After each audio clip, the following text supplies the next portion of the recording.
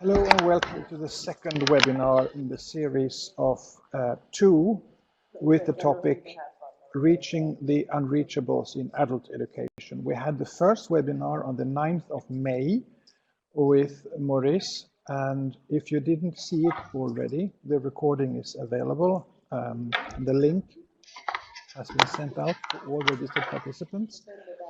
That was a presentation of how we can approach the challenges of reaching the unreachables. The LEK project is a shortening abbreviation for Let Europe Know, and it is a project that aims at providing a curriculum for how for teaching adult educators how to better inform everybody in the field of education and outside of education what learning is all about, why adult education matters.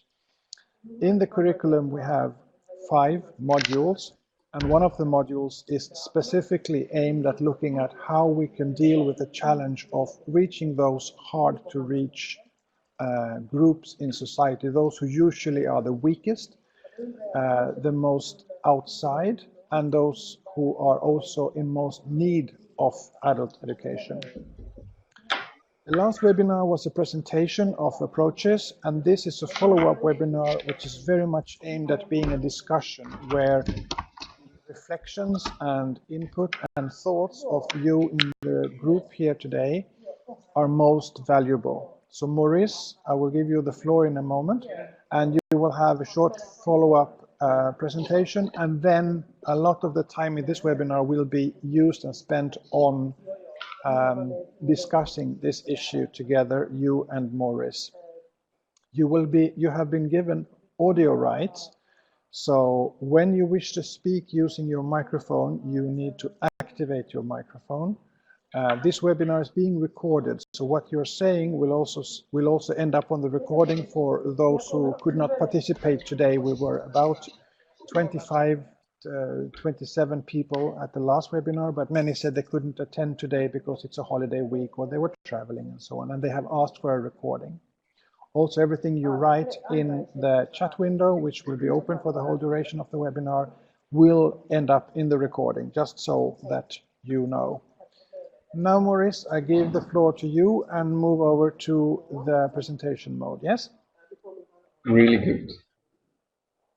So good morning, everyone. Very nice that you can be here and that we can share some ideas concerning reaching the unreachables in your own daily practice and in your own work of adult education. And what we're trying to do now is just I sum up what we discussed the last webinar at the 9th of May, and it will be very short, and I will try to give the floor to you also and try to discuss what possibilities there are for your own practice and to optimize your own practice in reaching the unreachables. And that's why I have asked you some questions concerning a step model we developed, a 4-step model we developed in our university in cooperation with institutions of adult education.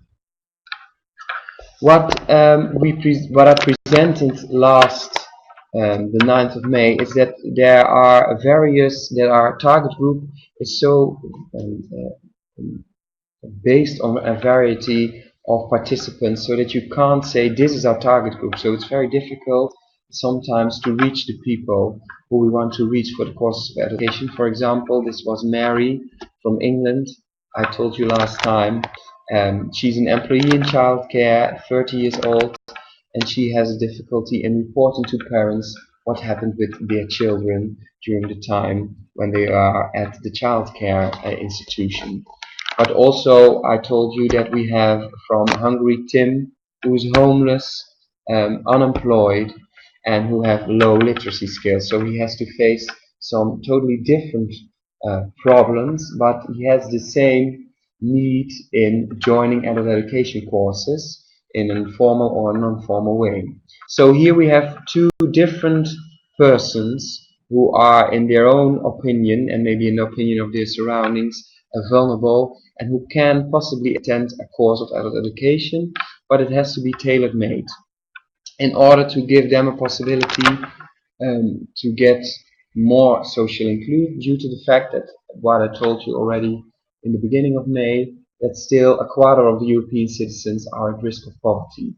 And there is a gap of the quality of life between the low and the high skilled, and therefore the European Commission wants to activate more people and to lift them up into a state of social inclusion and to decrease their poverty rates. So, and that's about people who are illiterate, the 15 years old, who have lower skills when they are 25, the migrants, and also older people, for example.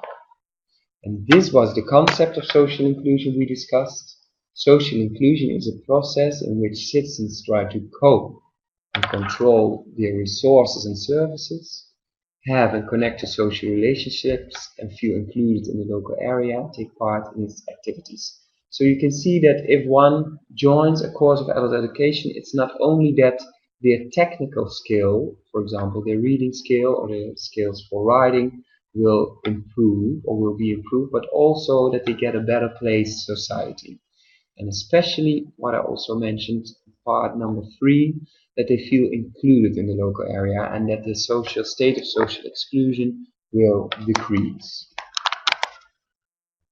And therefore, I explained this model, and this is the last part of the introduction, that if you look to the European system of adult education, then most of the time we focus on increasing numeracy or language skills, and it's in language as a second language, but also your native language should be improved.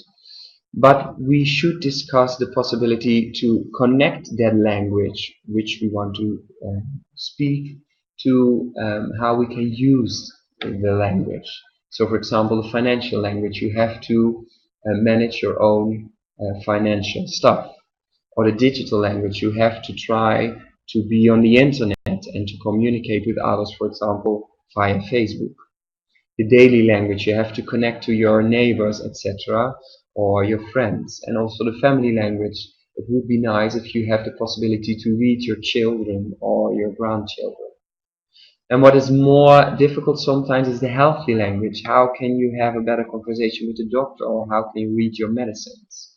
And also the working language. If you have a job, how can you increase your possibility to get better skills at work?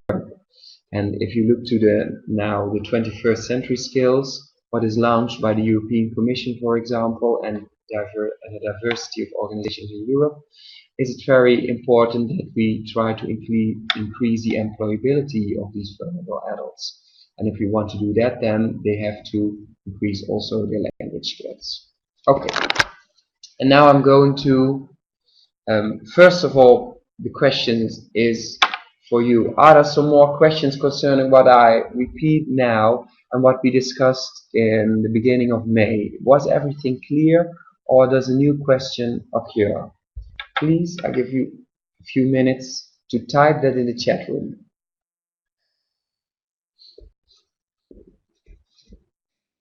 And if there are no specific questions, then it's also good. And we go to the contents which I asked to you.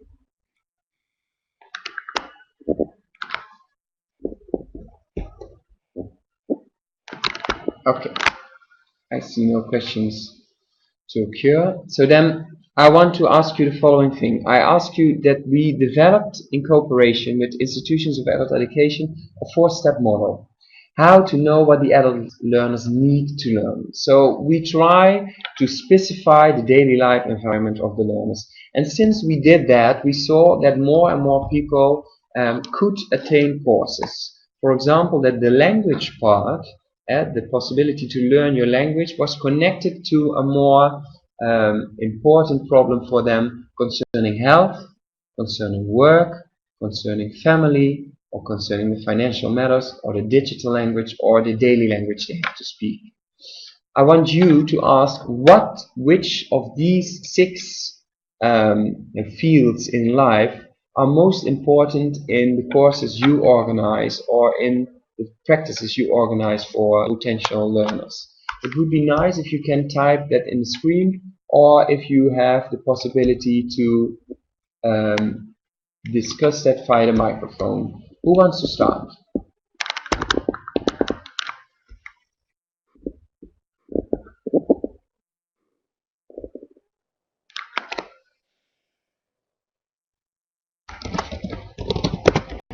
Ask Johanny to switch to the full screen. We can see the chat. Do you all have the possibility to speak to the microphone?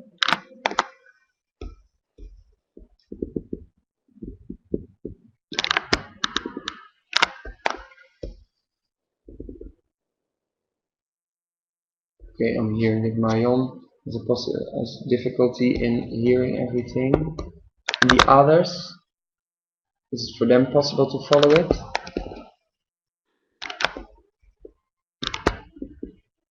Maybe I can type it, maybe that's better.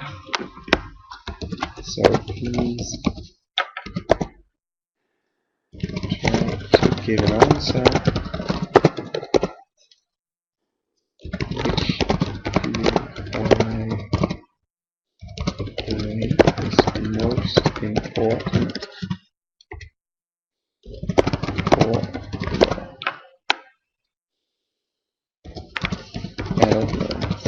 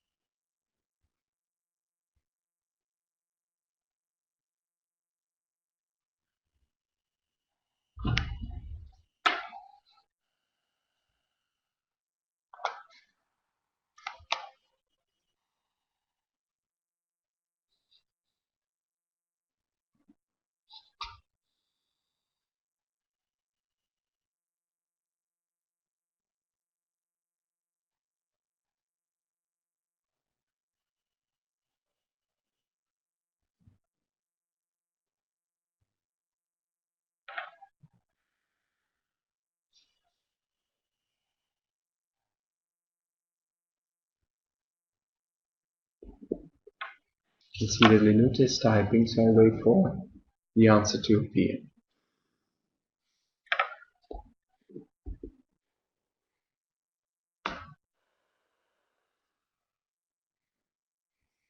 Okay. Linute, is it possible for you to speak to the microphone?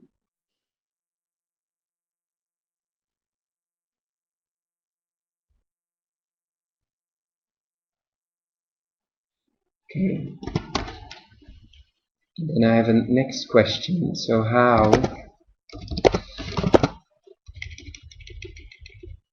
is it possible in your country to recruit learners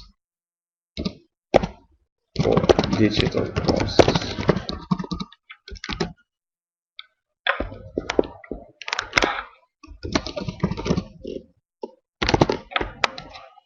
That's for Astrid.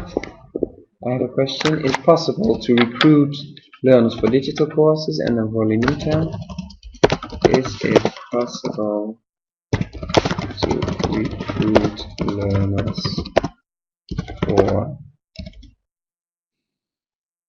working in complete with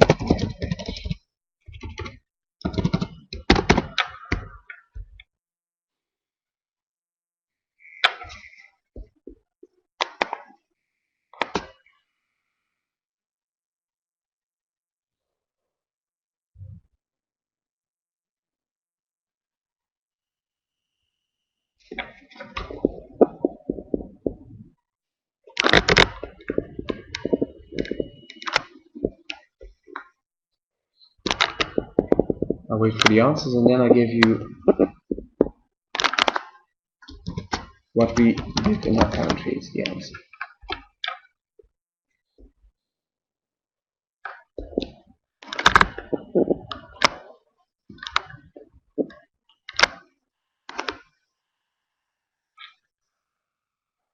Okay. What we try to do in our countries, or in, for example, in the Netherlands, but also in Belgium, is that we try to cooperate with digital devices organizations um, which we try to connect to the Center of Adult Education. And in cooperation with them, we start up new courses, and these are courses concerning blended learning. If you want to know how we do that, I can give you a study which are the most important framework you can use for starting up digital courses. That's one. And we found out that to cooperate with the organizations who can start up digital devices and digital social networks, we could broaden the network of low-skilled people and illiterate people following courses up to more than, I think, probably 10,000 or 15,000, especially when it's focused on one target group. For example, we have Senior Web in the Netherlands, and that's an organization who's totally focusing on all the people and try to begin with the importance of social networking and with the importance of connecting to other people and the accessibility of that. When the digital device organization helps these people to start up and join a digital network, then we could trace them and we could direct them to courses of adult education. So the cooperation with these organizations is very important. So that's the possibility to start a blended learning. If we also cooperate with oefenen.nl, that means how to exercise, and with them we found out that we reached more than up to 200,000 learners, due to the fact that they developed a very easy system to learn the language at your own in combination with courses of adult education. If it's interesting for you, I can give you the link to the website so that you have an example how you can start up by yourself for these kind of courses.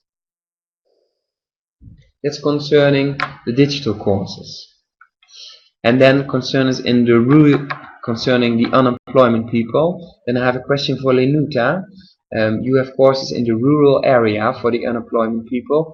How do you trace these people and how do you find them? Can you answer that question? So I will repeat it for Lenuta. How do you reach the potential little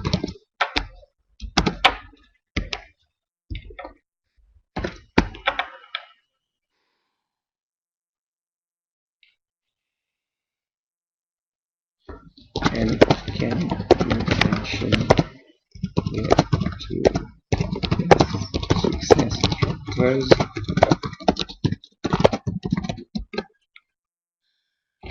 And then Lenuta, second question, can you mention the two best success factors of reaching these people? And then what I'm trying to do is I'm trying to compare it with the situation in the Netherlands. How we did that.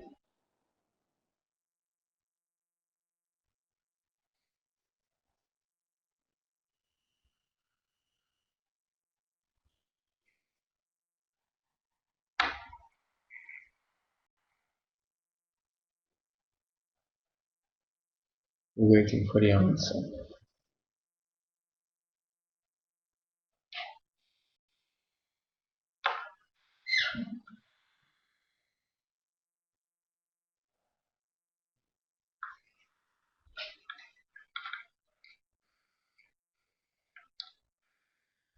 Okay, work with the local administration office. So therefore it worked and you could find these persons. That is very good to do. We try to do that in the Netherlands too, and for example, but what we find out that it's very difficult that some communities or some policymakers couldn't trace these people, although it's in their administrational system. So what the best thing was to do, there was in the middle of the Netherlands, there is a place called Ede, and they had several problems due to the fact that there was a high unemployability rate, a lot of people didn't have a job, and they found out that they also had language problems. So what they did is that they connect these language courses to the Chamber of Commerce. So in cooperation with the Chamber of Commerce, they started courses, and they made a kind of a new materials where they learned how to start up your own organization, for example, and how to apply for a job. And in between, they learned also the technical reading skills or the technical writing. So that was the best way to find out if people could learn the language better and better, and that they couldn't be ashamed of the problem, that they weren't able to talk their language in a different or in a proper way. So that's what we try to do. So you can find also another, especially private or public organization in the field of work who can cooperate with you and who would have the possibility to start up a kind of a hidden language course. Okay, then I have a question to all the participants.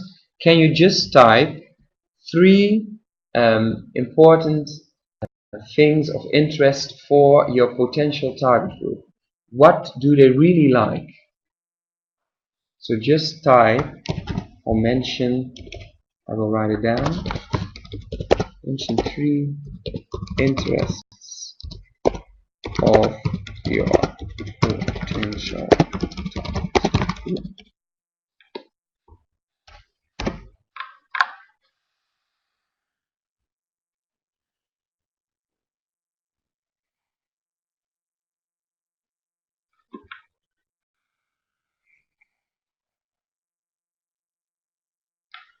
This is step A.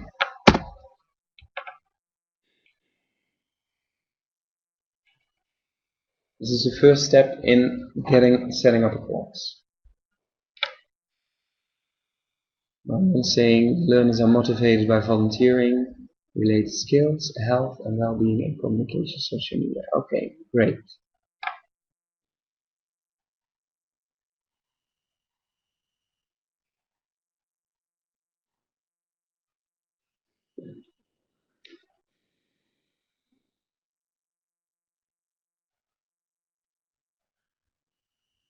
I'm waiting for the answer of Astrid.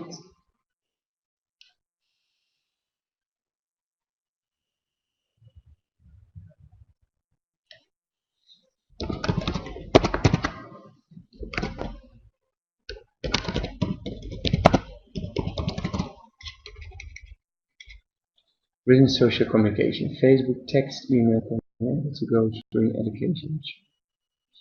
Third one is a little bit difficult, that's true. Okay, then step B, mention now 2 needed language skills. Connecting to the interest you mentioned before. Step B is that try now to mention just 2 needed skills connecting to the interest you mentioned before of the potential learners.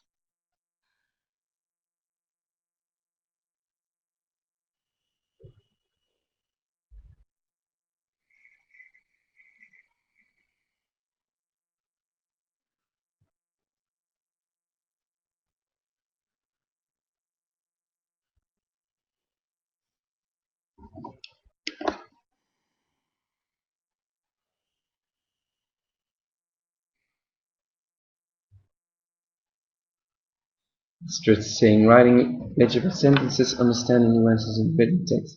And that one is, the last one is a very difficult one for the low skilled and illiterate people. You see that most of them are able to set up a Facebook page and to communicate by chat and messenger, but you see that sometimes a mistake is there and can, how do you say, can be the cause of a kind of a discussion with other people which you don't want to have.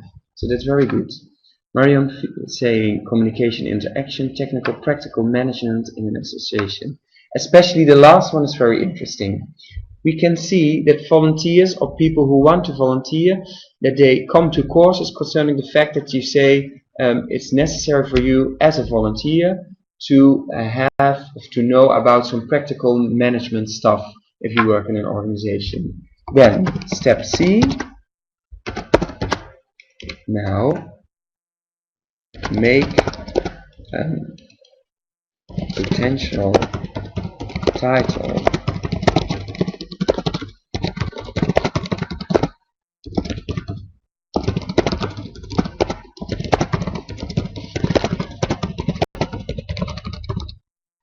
Okay, give you a few minutes to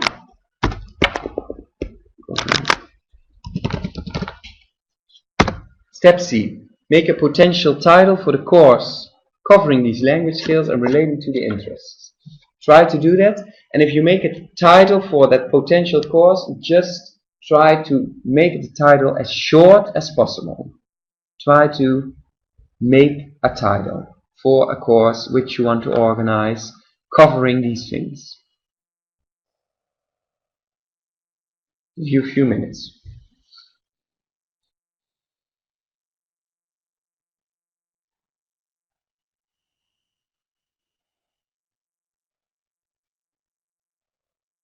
Social media campaigning for volunteers.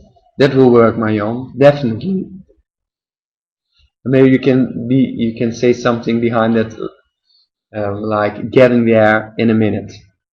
But if they can do it very good, that they will be connected to the world in a minute. Or, for example, seeing the world in a minute.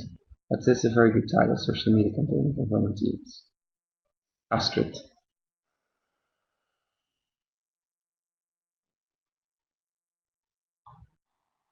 Waiting for your answer. Connecting with your friends and family. That will work out.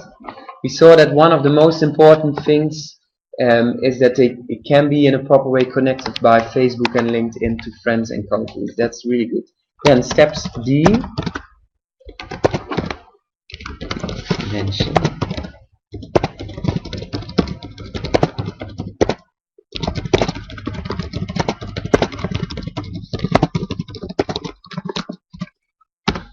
Mention 2 organizations you can cooperate in organizing this course. Which 2 possible organizations will be the basic provider you can cooperate with in organizing these courses, and also in preventing that it won't be only focused on the language, but also on the practical part. So it would be nice if you can give an answer for that. Just a few minutes.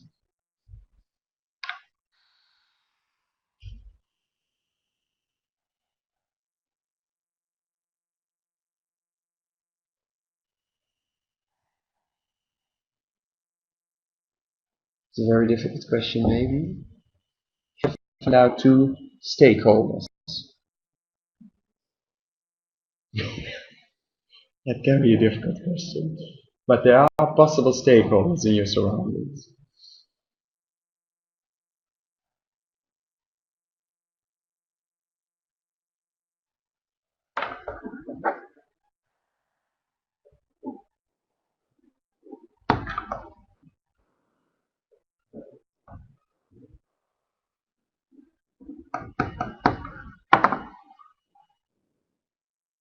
So Marion and Astrid both are really good examples. Of course, youth centers and NGOs and volunteer centers. But I think what we found out in our country, which one is one of the most important ones.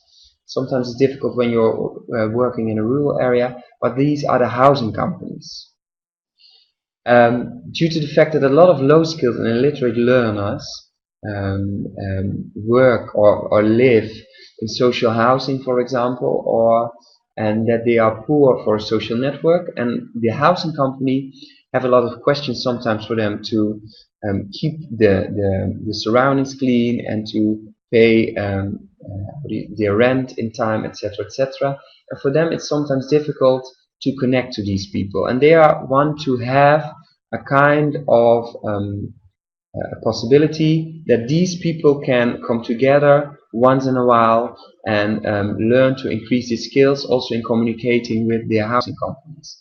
And sometimes the housing company also has potential money for organizing these kind of courses. So we found out that these housing companies we don't often cooperate with are one of the most important companies to cooperate. So that's maybe possible. And that is a little bit comparable maybe with the cultural houses from the villages. These cultural houses are welfare centers which you can use and which you can connect to if you organize one of these courses. Then, the last step, that's step E.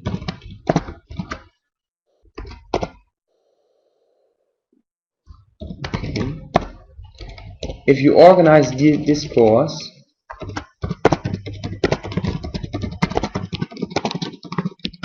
what do you ask the learners themselves to bring in? Wait.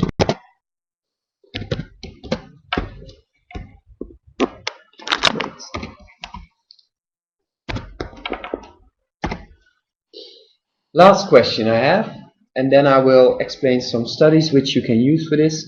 If you organize this course, what do you ask the learners themselves to bring in? What do you ask them in order to let these courses be successful? What do you want them to hand over to you during the course in order that the course is tailor-made? And then I will explain the last part of contents in the last study. And then after answering this question, I will explain where you can find the studies.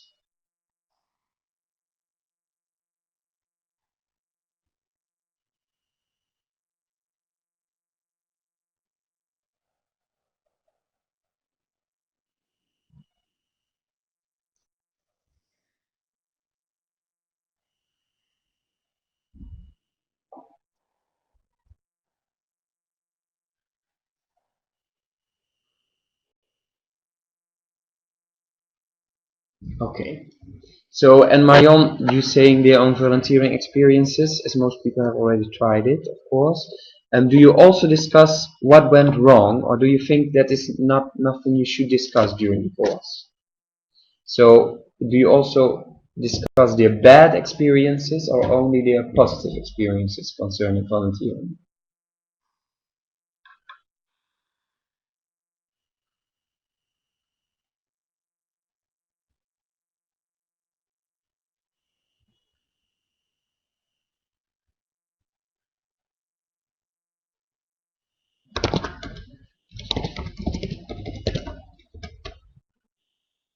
Wonderful.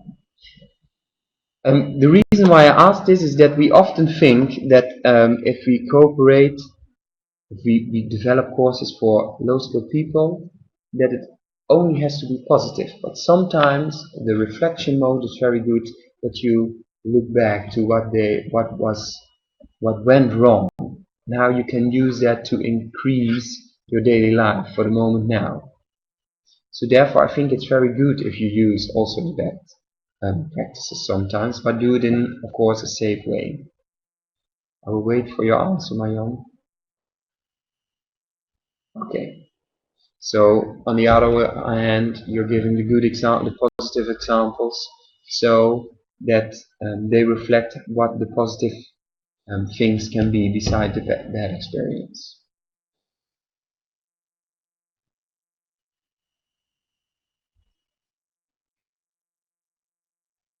Okay, that's very good. So then you can see that also for them it's possible to reach goals in a very short time, which they wouldn't think in the beginning that they couldn't reach. That's very good. And the reason why I asked this is that we found out in the last studies, and that was concerning older people, we found out that co-creation is one of the best things to do.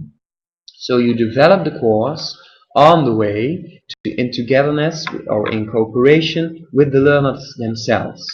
And we did that, for example, for the GUTS project. The GUTS project was a project concerning intergenerational learning, and there we found out that the cooperation between learners and teachers was so good that the course itself got better and better and better, and then the results increased also. So I think that co-creation is really a good thing to do.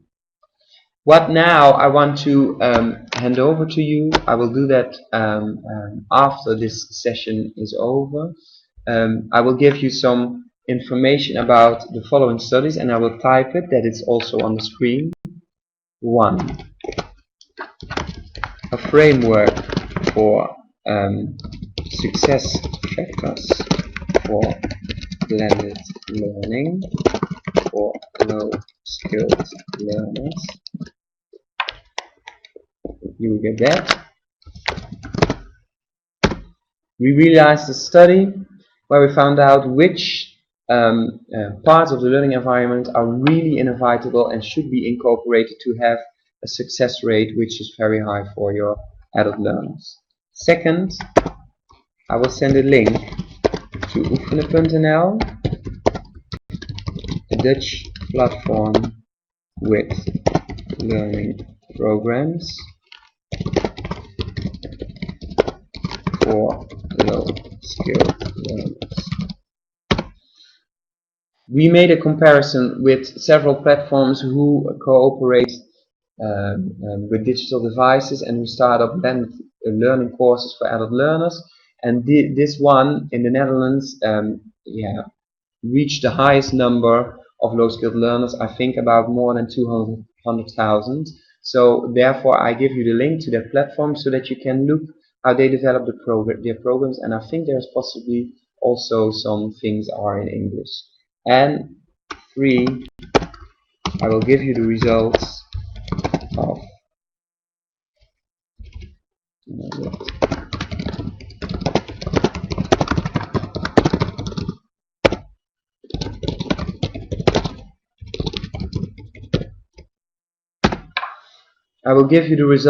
the GUTS study concerning co-creation, how you can co-create your own course in cooperation with the adult learners themselves. So what I try to do in this very short session, of what I try to do together with you, is to make the switch that every course and everything can be learned with the learners, and also it's a very difficult thing what learners think they are ashamed of, like learning their own language again, that with a kind of a funny thing, or a kind with a co-creativeness process, you also can organize courses for these people who in the first case seem to be unreachable but who are not unreachable. And therefore I will send you the studies and the link to the studies I mentioned before.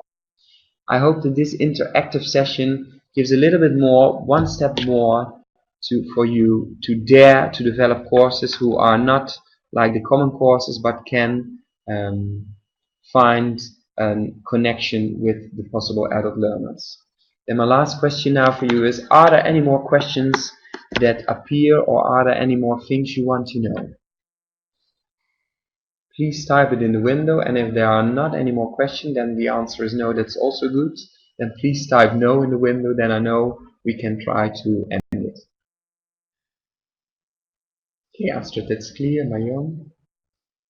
Lenuta or Rafaela? And Rafaela? Good.